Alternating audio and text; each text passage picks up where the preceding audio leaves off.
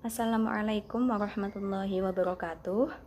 Saya Fadila Nur Salsabila, NIM 19505-135, dan rekan saya namanya Fitrotul Alimunah, NIM 18206-121. Kami dari kelompok 10 akan membahas tentang perencanaan, pelaksanaan, dan pertanggungjawaban anggaran pada pemerintah daerah untuk memenuhi tugas penganggaran sektor publik. Langsung saja, pengertian dari perencanaan dan penganggaran.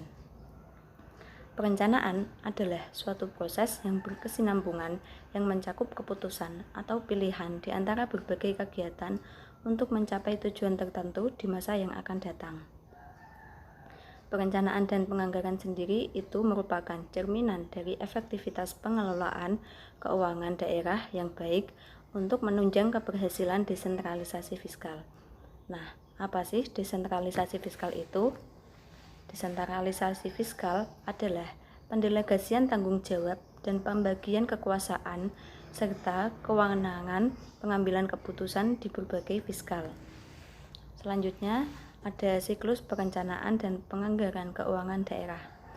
Nah, di gambar tersebut dijelaskan perencanaan dan penganggaran daerah merupakan cerminan dari efektivitas pengelolaan keuangan daerah yang baik untuk menunjang keberhasilan desentralisasi fiskal.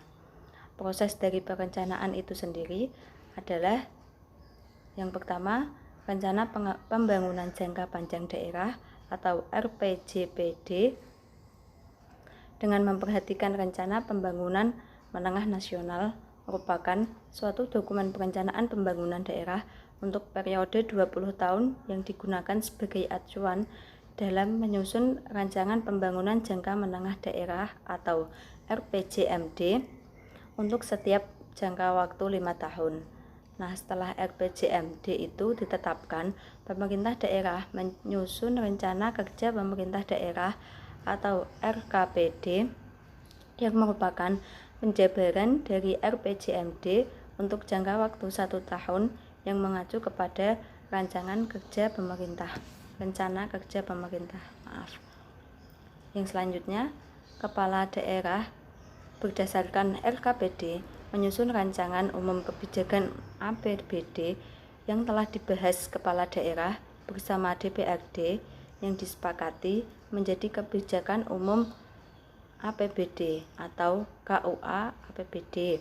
Selanjutnya, pemerintah daerah dan DPRD itu membahas rancangan prioritas platform anggaran sementara atau PPAS yang disampaikan oleh kepala daerah, kemudian menerbitkan pedoman penyusunan rencana kerja anggaran atau RKA-SKPD sebagai pedoman berdasarkan nota kesepakatan.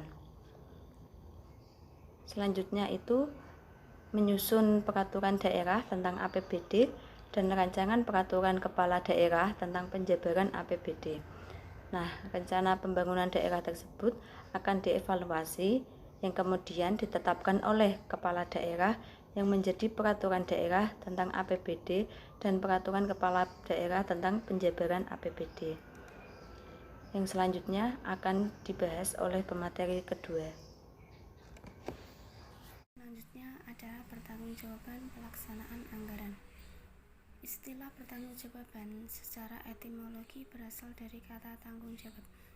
Menurut W.J.S. Purwadarminta, mengartikan kata tanggung jawab sebagai suatu keadaan wajib menanggung segala sesuatu.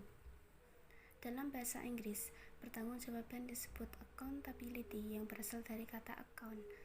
Menurut Dawn Oliver dan Gavin Drury, mengaitkan accountability sebagai keadaan untuk dipertanggungjawabkan, dan accountable diartikan sebagai bertanggung jawab.